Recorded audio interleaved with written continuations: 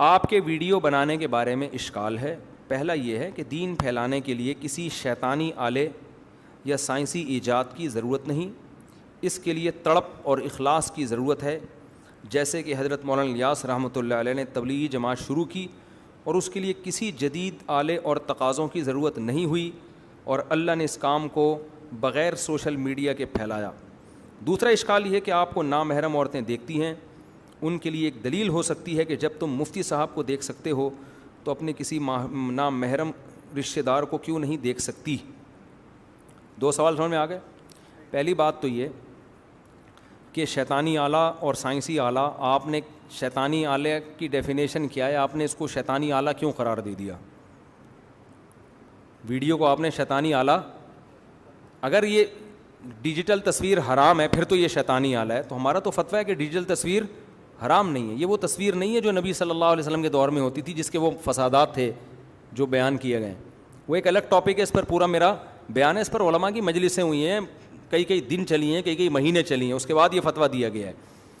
تو ایک آلہ ہے, ذریعہ ہے آپ کی بات کو سینکڑوں لوگوں تک پہنچانے کا, تو اس کو آپ شیطانی آلہ کیسے کہہ سکتے ہو؟ مائک ہے نا, آپ کی بات لاکھوں لوگوں تک پہنچا دیتا ہے. اب یہ میں اس پہ گانا بھی گا سکتا ہوں بیٹھ کے. تبلیغی جماعت میں جو ریونڈ میں بیانات ہوتے ہیں وہ مائک کے ذریعے ہوتے ہیں کہ نہیں ہوتے؟ تو اسی مائک سے تو گلوکاروں نے ترقی کر کے کہاں کہاں تک پہنچے ہیں. تو اگر حضرت مولانا الیاس رحمۃ اللہ علیہ کہتے کہ میں کوئی نیا جدید آلہ استعمال نہیں کروں گا, تو ریونڈ میں بیان بغیر مائک کے ہوتا, گرمی کے لیے وہ کھجور کے پنکھوں کا انتظام ہوتا. کیا خیال ہے؟ یہ سائنسی پنکھے جو چل رہے ہیں نا آج کل, جو سائنسدانوں کی ایجاد ہے, اس کا انتظام ریونڈ میں نہیں ہوتا. تمبو بھی نہ لگتے. تمبو بھی بات کی ایجاد ہے. نبی کے دور میں تو وہ ہوا کرتے تھے, اونٹ کے کھالیں اور اس طرح کے خیمے ہوا کرتے تھے, اور وہ بھی نبی کے دور میں تھے. نبی نے ان جدید آلات کو استعمال کیا.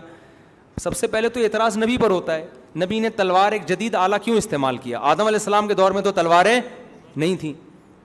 پھر نبی نے توپیں بھی استعمال کی. توپ تو بہت بعد میں ایجاد ہوئی ہے.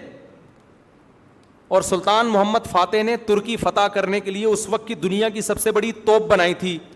اس کو آپ کہتے کہ آپ تلوار لے کے قسطنطینیہ پہ حملہ کرتے. تو یہ بالکل ہی لاجیکل بات ہے جو کھوپڑی میں آنے والی نہیں ہے. اسلام کا یہ حکم ہے, کوئی بھی آلہ اور ذریعہ ہے اس کو صرف استعمال نہیں کرنا, بھرپور طریقے سے استعمال کرنا ہے. اعدوا لہم ما استطعتم, جتنی تمہارے اندر طاقت ہے استعمال کرو. قرآن کہہ رہا ہے ما استطعتم, جتنی ہے.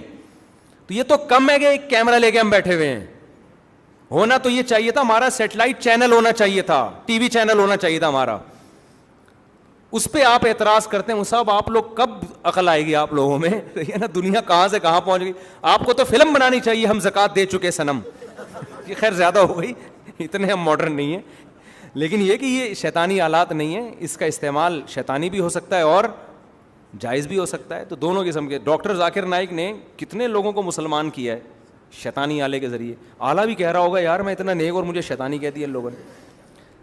تو یہ ایسا نہیں ہے, تبلیغ جماعت میں بھی جدید چیزیں استعمال ہوتی ہیں. ہاں ایک چیز ان کی ہے, وہ کہتے ہیں ان کا کام کرنے کا طریقہ یہ ہے کہ نالج لوگوں کو نہیں دینی, لوگوں کو ایک ماحول دینا ہے. ماحول دینا ہے کیونکہ ماحول کے ذریعے انسان کی اصلاح ہوتی ہے. تو انہوں نے زیادہ فوکس اس کو کیا ہے کہ ماحول صحیح دو ان کو. تو لہذا وہ سہ روزے کی جماعت میں لے کے چلتے ہیں, چلے کی جماعت میں لے کے چلتے ہیں. اس کام کے لیے ان سائنسی آلات کے استعمال کی ضرورت نہ صرف یہ کہ ہے نہیں بلکہ نقصان دہ ہیں. اگر وہ اسی طرح ویڈیو اور یہ سب چیزوں میں آ گئے نا تو وہ جو تبلیغی جماعت کے کام کی روح ہے وہ روح ختم ہو جائے گی. جبکہ ہمارا کام صرف لوگوں کی عملی اصلاح نہیں ہے, نظریاتی اصلاح بھی ہے. تو اس کے لیے ہمیں اپنی بات لوگوں تک پہنچانی ہے, تو وہ اس کے بغیر ہو نہیں سکتی. وہ اب میں جہلم جاتا, پھر وہی جہلم آ گیا, چھوڑو دھاڑ تھلے یار. دوسرا مسئلہ کیا ہے, انہوں نے کہا کہ نامحرم لڑکیاں بھی آپ کو دیکھتی ہیں اور اس کی وجہ سے پھر وہ نامحرم مردوں کو بھی جا کے دیکھیں گی.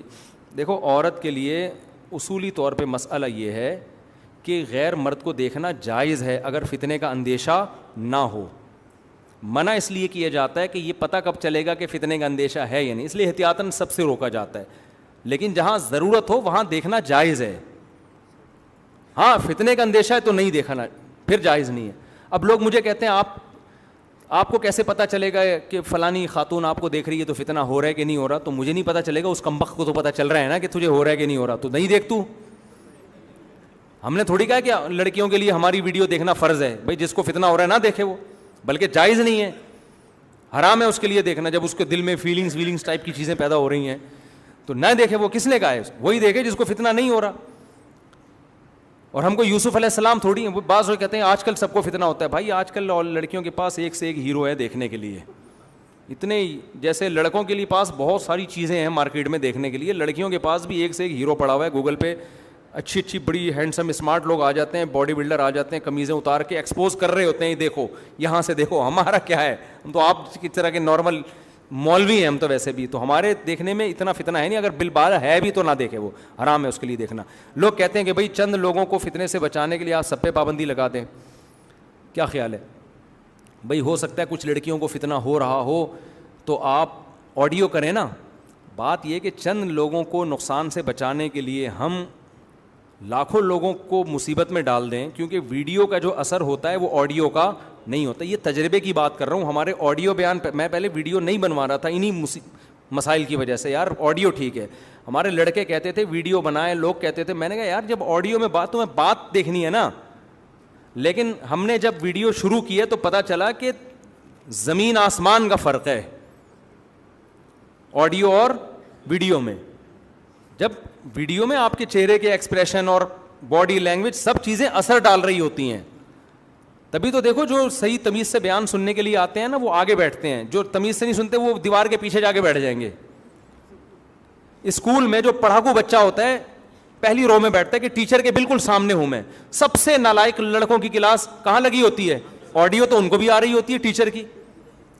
ہم تو پڑھے ہیں نا اسکول میں, سارے چھٹے ہوئے بدماش سب سے آخری رو میں ہوتے تھے اور سارے پڑھاکو سب سے پہلی صف میں بیٹھے ہوتے تھے. وہ کیوں بیٹھے ہوتے یار؟ بالکل سامنے بیٹھے ہم. بھائی آڈیو جو وائس ہے, وائس تو پیچھے بھی جا رہی ہے نا, لیکن وہ پیچھے بیٹھتے ہیں. کیا کرنا ہے ٹیچر کو دیکھ کے یار, آواز تو پہنچ. وہ سارے نالائق ہوتے تھے. تو جب آپ پورے چہرے کے تاثرات کے ساتھ باڈی لینگویج کے ساتھ کسی سے بات کرتے ہیں تو اس کا اثر کچھ اور ہوتا ہے. اور ایک چیز مشاہدے پر مبنی ہے, اور باطل کیا کچھ استعمال نہیں کر رہا. کتنے ذرائع. اچھا تبلیغ جماعت کو آپ نے کہہ دیا کہ وہ جدید ذرائع استعمال نہیں کرتے. ابھی کینیا تبلیغ جماعت گئی ہے, وہ جہاز میں بیٹھ کے گئی ہے.